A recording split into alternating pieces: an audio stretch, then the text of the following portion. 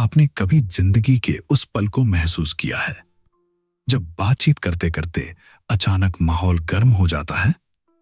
कोई आपसे कुछ ऐसा कह देता है जो सीधे आपके दिल पर चोट करता है और आप चाहकर भी उस वक्त सही जवाब नहीं दे पाते। या तो आप गुस्से में चिल्लाने लगते हैं या फिर अंदर ही अंदर घुटते हुए चुपचाप वहां से चले जाते हैं। बाद में जब आप अकेले बैठते हैं तो आपको बहुत पछतावा होता है। आप सोचते हैं कि काश मैंने उस समय यह कह दिया होता, काश मैंने खुद को इस तरह संभाला होता। उस वक्त ऐसा महसूस होता है जैसे हमारे पास शब्दों की ताकत ही नहीं है। लेकिन जरा सोचिए, अगर आपके पास एक ऐसा जादुई हुनर हो जिससे आप बिना चिल्लाए, बिना गुस्सा किए सामने वाले को शांत कर सकें और बहुत ही समझदारी से अपनी बात मनवा सकें, बिल्कुल एक अनुभवी और शांत वकील की तरह, जो अदालत की भारी गहमागहमी में भी अपना धीरज नहीं खोता और अंत में जीत उसी की होती है। महान और अनुभवी लेखक जेरी स्पेंस ने अपनी बेहतरीन किताब how to argue and win every time में यही तो सिखाया है। उन्होंने बताया है कि बहस में जीतने का मतलब किसी को नीचा दिखाना या हराना नहीं है। असली जीत तो वह है जब आप अपनी बात को इस तरह से पेश करें कि सामने वाले के पास उसे मानने के अलावा कोई और रास्ता ही न बाचे, और वह भी बिना किसी कड़वाहट के। आज हम इसी खूबसूरत सफर पर निकलने वाले हैं जहां हम सीखेंगे कि अपने शब्दों को अपना सबसे बड़ा दोस्त और अपनी खामोशी को अपना सबसे अचूक हथियार कैसे बनाया जाए। जरा गहराई से सोचिए, जब कोई आपसे सीधे सवाल पूछता है कि तुम हमेशा देर से क्यों आते हो या तुमने यह काम समय पर क्यों नहीं किया, तो आपके अंदर क्या होता है? आपका दिमाग तुरंत खुद को बचाने के रास्ते ढूंढने लगता है। दिल की धड़कन बढ़ जाती है और आप कोई ना कोई बहाना बनाने लगते हैं कि रास्ते में बहुत ट्रैफिक था या कोई और काम आ गया था। लेकिन जैसे ही आप यह सीधा बहाना बनाते हैं, आप सामने वाले के बिछाए जाल में फंस जाते हैं। वह तुरंत अगला हमला करता है कि अगर ट्रैफिक था तो तुम घर से जल्दी क्यों नहीं निकले, और बस आप खुद को सही साबित करने की एक कभी ना खत्म होने वाली उलझन में फंसते चले जाते हैं। वकील कभी यह गलती नहीं करते, वे कभी भी सीधे हाँ या ना में जवाब देकर खुद को सामने वाले के दायरे में नहीं बांधते। वे बात को इस तरह मोड़ते हैं कि बातचीत का पूरा नियंत्रण उनके हाथ में आ जाए। मान लीजिए आपकी मां आपसे कहती है कि तुम पूरा दिन मोबाइल पर क्यों लगे रहते हो। अगर आप चिढ़कर कहेंगे कि मैं बस ऐसे ही चला रहा हूं, तो घर में लेक्चर शुरू हो जाएगा। लेकिन अगर आप बहुत प्यार से शांत होकर कहें कि मां, आपको क्या लगता है मैं सिर्फ अपना समय खराब कर रहा हूं या इसके जरिए कुछ नया और काम का सीख भी रहा हूं, इस एक छोटे से सवाल से पूरा माहौल बदल जाता है। मां सोचने पर मजबूर हो जाती हैं और वह गुस्सा करने के बजाय आपकी बात सुनने के लिए तैयार हो जाती हैं। बातचीत असल में सिर्फ सच्चाई बताने का खेल नहीं है, बल्कि यह सामने वाले के सोचने के नजरिए को एक नई दिशा देने की कला है। जो इस कला को सीख लेता है, वह हर बातचीत का रुख अपनी तरफ मोड़ सकता है। इस रुख को मोड़ने के लिए सबसे जरूरी है कि हम अपनी राय दूसरों पर थोपना बंद करें। जब हम कहते हैं कि तुम बिल्कुल गलत हो और मैं सही हूं, तो हम सीधे सामने वाले के अहंकार पर चोट करते हैं। उसका दिमाग तुरंत हमारे खिलाफ एक दीवार खड़ी कर लेता है। लेकिन अगर हम बड़े बड़े दावे करने के बजाय सीधे सवाल पूछना शुरू कर दें, तो वो दीवार खड़ी ही नहीं हो पाती। सवाल एक ऐसा अदृश्य और गहरा तीर है जो सीधे सामने वाले के दिमाग के अंदर तक चला जाता है। जब आप सवाल पूछते हैं तो सामने वाले को खुद को साबित करना पड़ता है, और खुद को साबित करने की इस कोशिश में अक्सर लोग खुद ही अपनी बातों में उलझ जाते हैं। मान लीजिए आपका कोई करीबी आपसे कहता है कि तुम्हारी सोच बिल्कुल गलत है।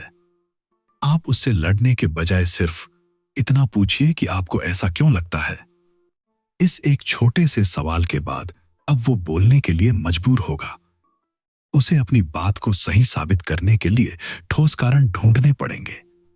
जैसे जैसे वो अपनी बात समझाएगा, वैसे वैसे उसकी खुद की कमियां उसके सामने आने लगेंगी। इंसान कभी दूसरों के जवाबों से नहीं हारता। वह हमेशा अपने ही तर्कों के जाल में उलझकर हार जाता है। जब आप सवाल पूछते हैं तो आप उसे सोचने का समय देते हैं, उसकी गति धीमी कर देते हैं, और यहीं से सारा नियंत्रण आपके पास आ जाता है। यहीं से शुरुआत होती है बातचीत के दायरे को अपने काबू में करने की, जिसे हम नजरिया बदलना भी कह सकते हैं। हर बातचीत का अपना एक दायरा होता है। जो व्यक्ति इस दायरे को तय करता है वही अंत में विजेता बनता है। अगर कोई आपसे कहता है कि तुम हमेशा काम में देरी करते हो और आप सफाई देने लगते हैं, तो आप उसके दायरे में खेल रहे हैं। लेकिन अगर आप बातचीत का नजरिया ही बदल दें और पूछें कि क्या काम की अहमियत सिर्फ इस बात से तय होती है कि वो कितनी जल्दी खत्म हुआ, या इस बात से कि वो कितनी खूबसूरती और बारीकी से किया गया, अब पूरा खेल बदल चुका है। अब बहस इस बात नहीं हो रही कि आप लेट थे या नहीं, बल्कि इस बात पर हो रही है कि काम की गुणवत्ता क्या है। इसे कहते हैं बड़ी ही शालीनता से बातचीत का रुख अपनी तरफ मोड़ लेना। एक और साधारण सा उदाहरण लेते हैं। कोई आपसे कहता है कि तुम बहुत पैसे बर्बाद करते हो। अगर आप खुद को बचाने के लिए खर्चे गिनाने लगेंगे तो आप हार जाएंगे। लेकिन अगर आप पूछें कि क्या खुशियों और जरूरी चीजों पर किया गया खर्च बर्बादी है या जिंदगी को बेहतर बनाने का एक निवेश है, अब बहस का पूरा रुख ही बदल गया। यह कोई चालाकी या हेरफेर नहीं है, बल्कि यह बातचीत को एक समझदारी भरे स्तर पर ले जाने का तरीका है, जहां सच्चाई और समझ का पल्ला भारी होता है।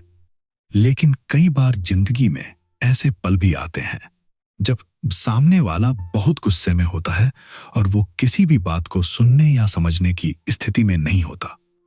ऐसे में हमारा सबसे बड़ा हथियार बनता है हमारी खामोशी। जब चारों तरफ शोर हो तो सबसे गहरी शांति ही सबसे ज्यादा ध्यान खींचती है। हमें हमेशा बचपन से सिखाया जाता है कि तुरंत जवाब दो, खुद को सही साबित करो, चुप मत रहो। लेकिन जब आप किसी की कड़वी बात पर तुरंत कोई प्रतिक्रिया नहीं देते, बस बिल्कुल शांत रहकर उसकी आंखों में देखते हैं, तो एक अजीब सा सन्नाटा छा जाता है। वो सन्नाटा सामने वाले को अंदर से बेचैन कर देता है।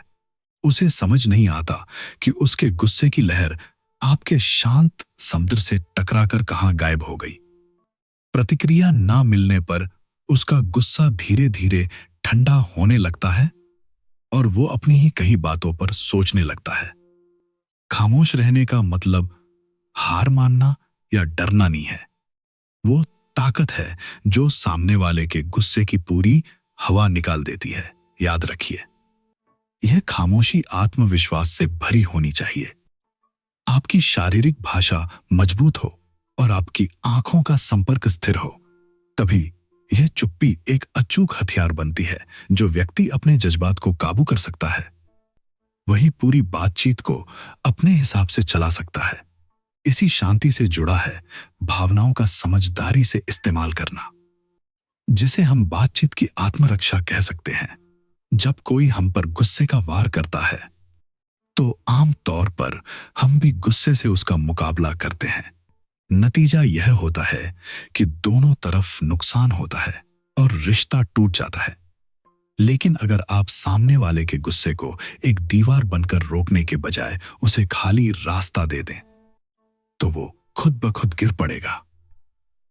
अगर दफ्तर में आपका बॉस आप पर चिल्लाकर कहे कि तुम्हारा यह काम बिल्कुल बकवास है, तो गुस्सा होने या डरने के बजाय बहुत शांत मन से कहिए कि मैं आपकी बात समझ रहा हूं, आप मुझे थोड़ा और समझाएंगे कि इसे किस तरह से बेहतर बनाया जा सकता है। जब आप इतनी शालीनता से बात करते हैं तो सामने वाले का गुस्सा तुरंत ठप हो जाता है। उसे अपनी ही चिल्लाहट अजीब और बेमानी लगने लगती है। आपकी यह शांति आपको बहुत परिपक्व और मजबूत दिखाती है। जो शांत है, जो खुद पर काबू रखता है, वही पूरी बातचीत की बागडोर अपने हाथ में रखता है। भावनाओं को पहचानना और खुद को उनके बहकावे में न आने देना ही एक सच्चे विजेता की पहचान है।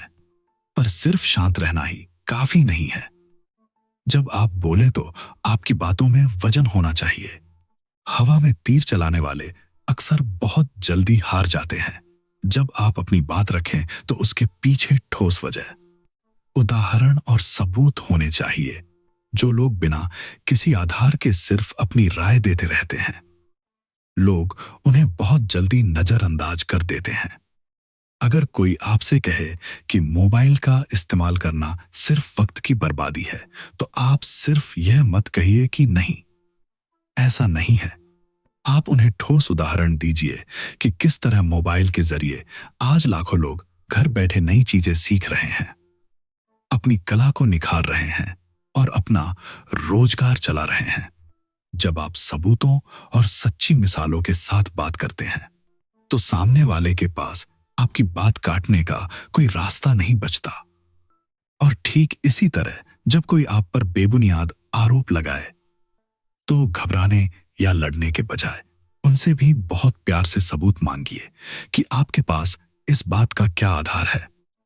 यह एक छोटा सा सवाल उनके तर्कों की पूरी हवा निकाल देगा, क्योंकि ज्यादातर लोगों के पास केवल राय होती है, कोई ठोस सबूत नहीं।